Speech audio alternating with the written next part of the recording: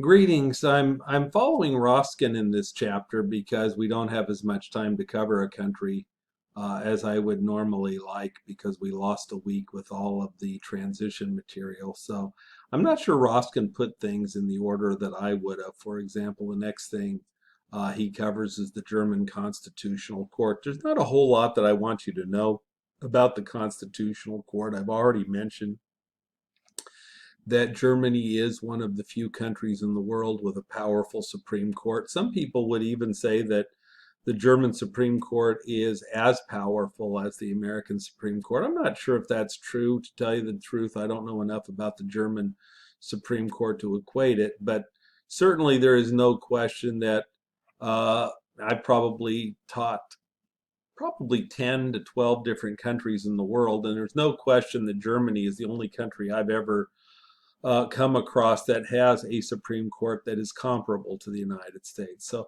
based on my limited knowledge, I'd say it's a little bit weaker than the U.S. Supreme Court, but certainly the German Supreme Court is formidable and certainly. Roskin says is equal in power to their legislative and executive branches. I'm not sure if that's true, but certainly it is very, very powerful and it has power that is comparable to them. A couple things, though, that I would ask you to star and to know. And this one is kind of an interesting point, and I'm just going to pontificate on it a little bit. The second point, unlike the United States, which has Supreme Court justices who serve for life, German justices are only allowed to serve one 12-year term, and that term is not renewable. So 12 years is the maximum that a German Supreme Court justice can serve. And when I've met face to face the last few years, I've asked my students what they think about this. What would you think if the United States had a term limit? It could be 12 years, it could be 15 years, or whatever. We've had Supreme Court justices who served beyond 90 years of age. I know Ruth Bader Ginsburg's in her late 80s. I believe she's 87. I don't think she's had her 88th birthday yet.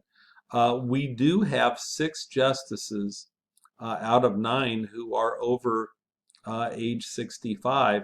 And yet in Germany, there is a mandatory retirement age of 68. So if a justice gets nominated to the court at 60, they are only going to serve 8 years until 68. So when we say that there is one 12-year term, that is assuming that that 12-year term will expire before that justice turns 88, because if so, age 68 is the retirement age. And um, I'm kind of torn on this. I'll just give you my opinion. Certainly, there have been justices, Ruth Bader Ginsburg, even though she's had cancer multiple times, whether you agree with her reasoning or opinions or not, she's very lucid.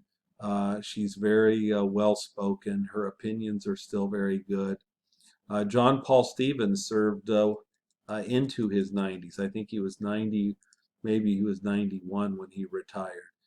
He also seemed to be uh, to be lucid. So it's hard. I mean, obviously, all of us uh, diminish our capabilities over time. For example, in my case, I mean, I still think that I'm pretty lucid. I'm still, in my opinion, know what I'm talking about when I give these lectures. But I will readily admit that it takes a little bit of time for me to sometimes get information out of the mailbox. And 30 years ago, it was a lot easier to retrieve that information. So, I know that my years of teaching are probably coming to an end in the next few years. Um, and I think we all age differently. I had a great aunt, for example, who was still working when she was 90 years old. I still remember her 90th birthday party, and I told her, I don't think I'm going to be working at 90. And she teased me and she smiled and she said, well, honey, I don't think you're working now. And it kind of made me laugh. But She was very, very sharp. And so this notion of a mandatory retirement age like 68 is kind of frightening to me, in the sense that I have worked for people who are older than 68 and they should have still been working. I've worked for people who were in their 40s or 50s who probably should have never gotten the job. So probably, for the most part, justices probably shouldn't be on the Supreme Court in their late 80s or early 90s anymore. I'm just not sure 68 is the magic number or not, but that's an interesting difference between the two. Another difference that your book does not mention, I don't think, maybe they do, is that in the United States, a simple majority is required to confirm a nominee, in other words, 51 votes. In the German case, a two-thirds majority is needed to confirm a nominee to the Constitutional Court. And that means, for the most part, that German judges are going to have to be agreeable to a wide spectrum of people. First of all, the first reason is keep in mind that Germany always has a coalition government. So you are going to have to have people from multiple parties agree to this confirmation. And to get two-thirds, in most cases, you're probably going to have to get maybe even more. In the modern era, where we have 6 political parties represented, you may have to get 3 political parties to agree in order to get that nominee through. So it's probably going to focus in more on competence, policy, their record, and it's probably going to be a less political appointment. Now, don't misunderstand me. We're talking about countries here, and politics play a role, but I do think that there probably is less politics involved in the confirmation of a German Supreme Court justice rather than an American justice. In the second half of this mini lecture, I want to talk about what Roskin calls from a two-party to a multi-party system, the parties of the Bundestag, and I probably should have put this before the German Constitutional Court, but that's okay. Go back to the historical section, right? Weimar failed because there was extreme multi-partism, just like the French Third and Fourth Republics. Now, Roskin and I have a disagreement here.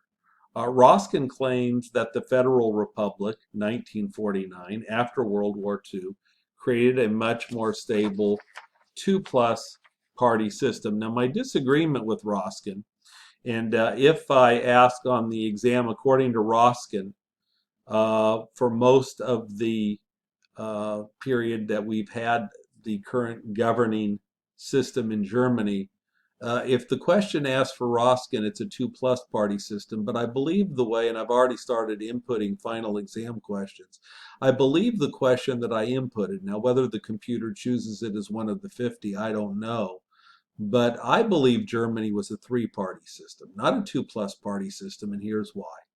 It is true. So Roskin has a legitimate position, and his position is the vast majority of the vote in Germany in the 1950s, 1960s, even into the 1970s, went for the Christian Democrats, the Christian Socialists, who were usually the major party, and the Social Democrats. And so the Bundestag, for a few decades, only had 3 political parties represented in the Bundestag: the Christian Democrats, the Social Democrats, and the Free Democrats. The reason why I claim that is a 3-party system is that even though the Free Democrats usually only had about a third of the vote of the other 2 parties, they were the coalition partner. Both the Christian Democrats and the Social Democrats were unable to attract a majority of the vote, so they were unable to get a majority of the seats. And as a result, the Free Democrats were the alliance partner for the 2 big parties. That means the Free Democrats had seats in the cabinet. It means that the Free Democrats had, their leader was often the foreign policy minister of Germany, which is the number 2 position in the country. And so if you have a seat at the table, you're part of policy making, you're in the cabinet. That makes you a legitimate player. And so for me, for most of German history in the post-World War II era, you had the Christian Democrats and the Social Democrats as the two big parties. But the third party, the Free Democrats, even though they were much smaller, they were the kingmaker. So to me, I think of Germany traditionally as a two-party system. Now, Roskin and I both agree that today Germany is a multi-party system. Uh, your book does not mention the 2017 election, so I will update your notes for you, and they're there right in front of you. The 2017 election is an intriguing election because for the first time, Germany had 6 political parties represented in the Bundestag. This is the most ever since the political system began in 1949. If you look at your notes, or look at your book, I believe in 2013, there were 4 political parties represented in the Bundestag. So the Free Democrats made a comeback, and we got this new right-wing party represented. So for 3, you can see multiple stars. One of the questions that I inputted is typically which political party is the largest in Germany. And typically the largest political party in German elections is a center-right party. I call it the CDU. Technically, the Christian Democrats are in alliance with the Christian Socialists. In reality, they are the same political party, but the Christian Socialists run in Bavaria, which Roskin considers the Texas of Germany. The Christian Socialists are slightly more conservative on social policy than the Christian Democrats, but in reality, they are one political party. I would, following along in your notes on that continuum of politics that's in your book, you will notice that once again, like Britain, like France, Roskin calls Germans moderates. I would modify that to moderate but right-leaning. So in Britain, we had moderates but right-leaning, and now we have it again in the German case. And of course, Angela Merkel is the leader of the Christian Democrats, and she has won the last 4 elections. The Social Democrats are the oldest political party in Germany. They are the only party that predate the current federal republic. Other than the Christian Democrats, they are the only other party to actually win a national election, and they've won a couple of them. They are a center-left party.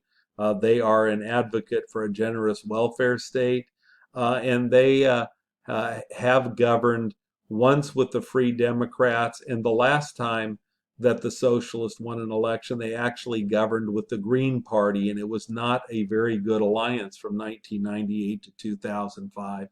And the reason is the Social Democrats are interested in bread and butter issues, and the Green Party they're not interested in bread and butter issues. They're interested in the environment, and so the two had numerous conflicts. The most American looking party is the Free Democratic Party. It's a classic liberal free market political party. It's very rare in Europe. Just as I pointed out, Macron was kind of an aberration in France. The Free Democrats have traditionally been the only party in Germany who has sought at times to cut the size of government, to cut taxes. They have been the only party traditionally in Germany that's openly embraced free enterprise. You may remember earlier I cautioned you about using one example, whether it's an election or a piece of data, and making too much of that. And I would illustrate that Roskin does that on page 148 of your textbook. He points out that the Free Democratic Party missed the all-important 5% threshold for getting representation in the Bundestag for the first time in 2013, and it desperately struggles to revive. Well, what Roskin found out after he wrote the book is that when the 2017 election rolled around, the political party not only got 5%, it got almost 11%, 10.7% of the vote, and 80 seats in the Bundestag. So that 2013 election is the exception. It is the only time that party has not been represented in the Bundestag.